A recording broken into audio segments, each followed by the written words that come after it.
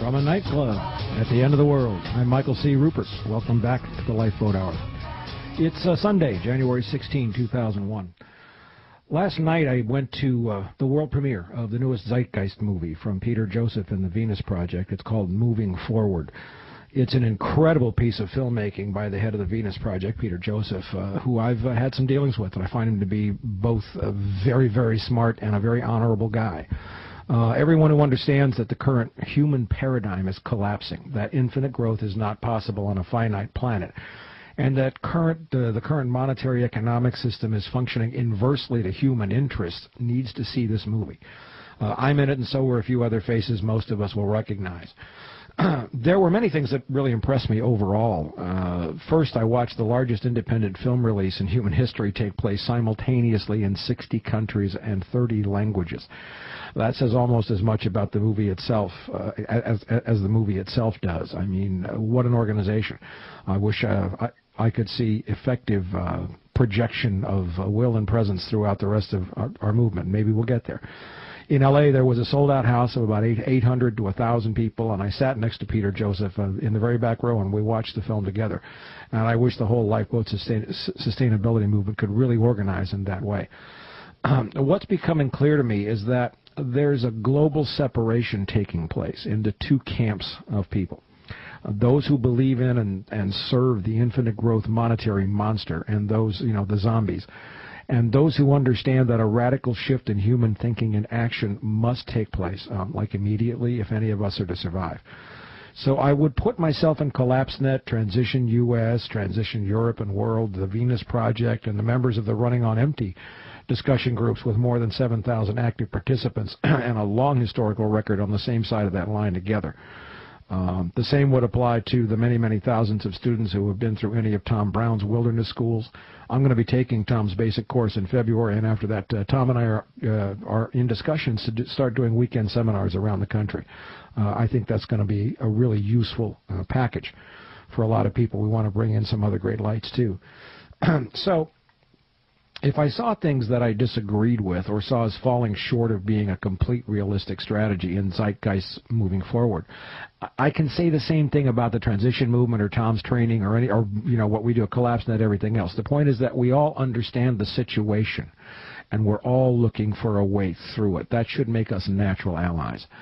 I've never seen any group that has so well understood how the current economic paradigm actually functions, and what it's doing to us and the planet, and what the inevitable end result of this monetary paradigm is going to be. It's going to be, killing everything on the planet for the sake of profit.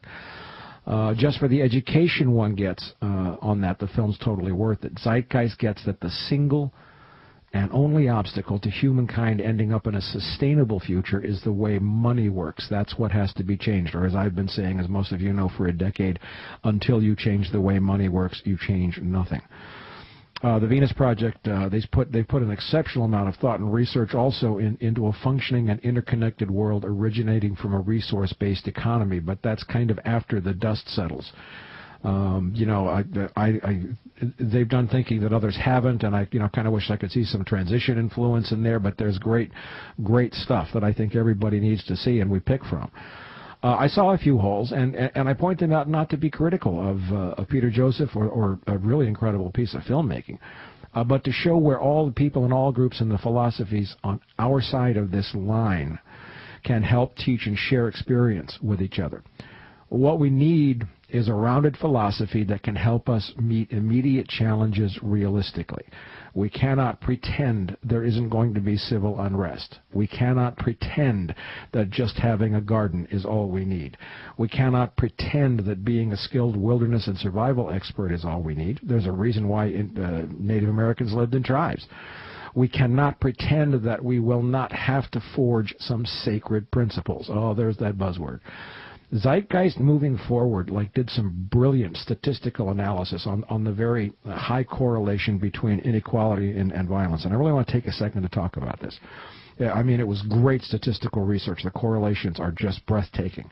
The more inequality there exists in a nation or a culture, the more violence there is. It's like an inescapable correlation that's unbelievable, and it goes back historically, and it's true anywhere in the world. And what do we see happening right now? The rich, the 1%, is gobbling up all the wealth in the world, and the disparity is creating a situation that, according to this research, what can only lead to violence. Brilliant research, and I use the word sacred specifically and for a reason.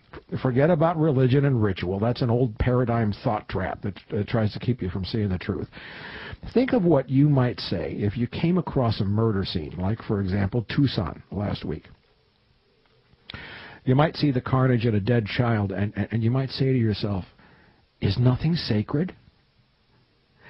In this case, all sacred means is like a core, uncompromisable starting or anchor point.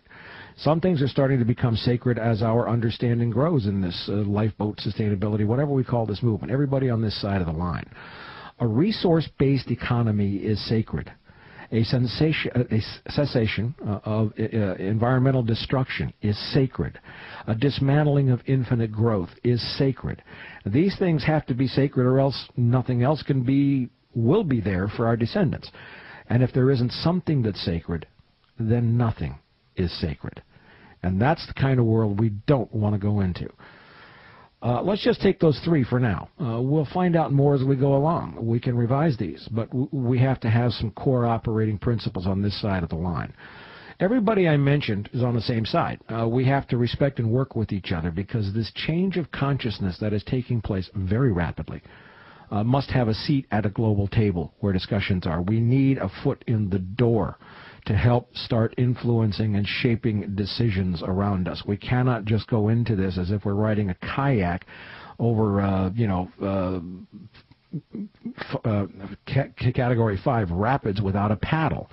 We need to know how to paddle. We have to respect and work with each other, because this change of consciousness is so important, and we will sooner or later have a seat at the table, because events are waking the world up for us. They're driving the world to our. All we have to do is kind of shut up and collect this stuff now, because it's so clear that we've been correct about what's wrong with the world for a while. But whether the old paradigm likes it or not, we are like the billions of blades of grass growing up through the cement of monetary tyranny. And we're growing much stronger, and we're going to start moving the sidewalk soon, and we have to. Where Zeitgeist fails, in my opinion, is its envisioning of how we get from here to a different world and what will happen in transition. I heard a Zeitgeist member at last night's Q&A ridiculously suggest, still, I don't know how this can happen, that hydrogen could provide enough energy for a happy, self-sustaining world. Boy, that's tough. The ignorance, though, instilled by corporate media and advertising liars out there is insidious, to say the least, and certainly no large movement. What the Venus Project's demonstrated effectiveness will be without infiltrators and people trying to, plant some bad seeds in there. It's just part of the game. That's not the point. While Peter Joseph was amazingly prescient in seeing that the monetary paradigm is our only enemy, he left me short when he envisioned a global revolution of thought prompting people to suddenly withdraw all their currency from circulation and their cash from the bank. He didn't say how everybody was going to eat that night after it was done. And these are things we all need to work out. Nobody's supposed to have the answers. We can't hold any one person for that. We are making great progress toward finding them. The infinite growth disease is not going to let go without a fight. If I was frustrated by moving forward, it was also because it almost closed the circle for me, which is what I really want, but not quite, and I don't blame them for that. And I suspect that it will take all of us on the same side of the line to find a way to close that circuit together. I'm going to have Peter Joseph as a guest on the Lifeboat Hour soon. Next week, my guest is a really old and dear friend who I know occupies a warm spot in everybody's heart, former 6-term Congresswoman and 2008 Green Party presidential nominee, Cynthia McKinney. Yeah, she'll be joining us. She's going to have some straight talk, and we'll probably both wind up going to jail that night, so you won't want to miss it. We've been planning on going to the same camp together for about a decade now, so maybe we can be roommates or something. What a decade it's been. Tonight's return guest is Bob Waldrop. I asked Bob to come back because recently he had a run-in with John Law over some really heinous criminal offenses. We're going to talk about those tonight. As one of the most senior activists on peak oil and peak oil preparedness, we all want to know what happens to Bob and each other and how he's dealing with it and what he's learned. But I'm really also glad that he's here tonight because it's just been a hell of a week, and I'd like to get over it like two old farts sitting drinking a beer at the end of the day. I hear him laughing out there. We need to talk about what happened in Tucson and how it's being dealt with, because it's becoming clear that Bob and I are and have been like scouts. We've been moving through uncharted territory for years and finding ways to do things. And just as important, it's becoming clearer by the second how important it is to have really good intelligence and good, quote-unquote, weather reports as we sail into the rough seas that are coming in our lifeboats. That scouting is what CollapseNet is all about. So here's the commercial, folks. The important work that we do at CollapseNet is to make sense of all of what's going on everywhere for you by looking at all the crises of our time: economic collapse, sustainability, peak oil, geopolitical and military events, resource depletion, environmental collapse, and what is obviously unfolding as the end of the world as we know it. We deal with it, we research it, we analyze it, we illuminate it, and we hook people up in some really cool ways. We find people like Bob Waldrop, like Zeitgeist, we bring them to your attention. And we try to facilitate the movement of energy and knowledge throughout our side of the line. Perhaps most importantly, we clearly see and acknowledge what's happening in the world around us. We provide a free Lighthouse directory of information, now with more than 850 very uniquely useful goods and services, thanks to Susie Gruber, who's been assembling that for us for many months now. And we have services, training that's focused specifically on how to prepare for and survive the collapse of human industrial civilization and to make this transition. But what's proving to be one of the utmost usefulness right now is our World News Desk.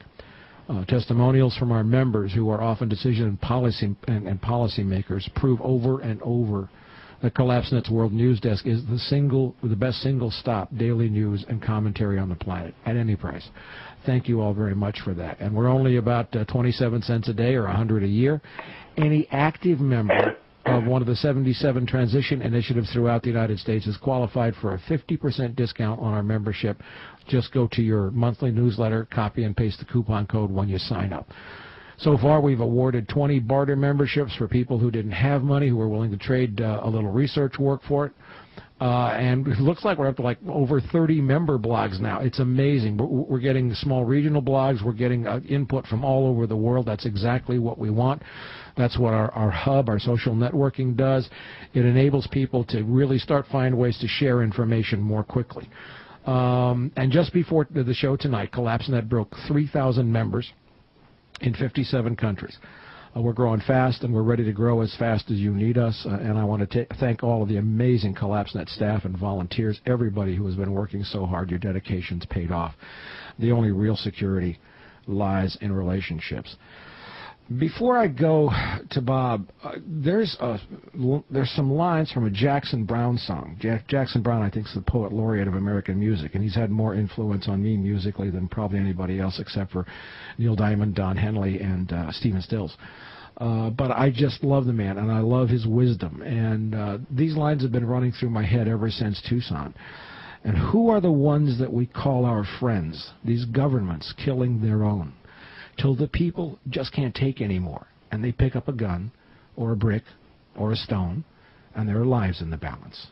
And that's really the weight, I think, that sits on all of us tonight. So I'm really happy to have a guy with who I consider to have great wisdom. Bob, are you finally there now that I'm done talking? Hi, Bob. Oh, excuse me. I'm here, and I've been enjoying listening to you. It's been very fascinating. I haven't the whole Zeitgeist thing. I'm going to look up when I'm done, and yeah, you should. I'm always glad to find new stuff.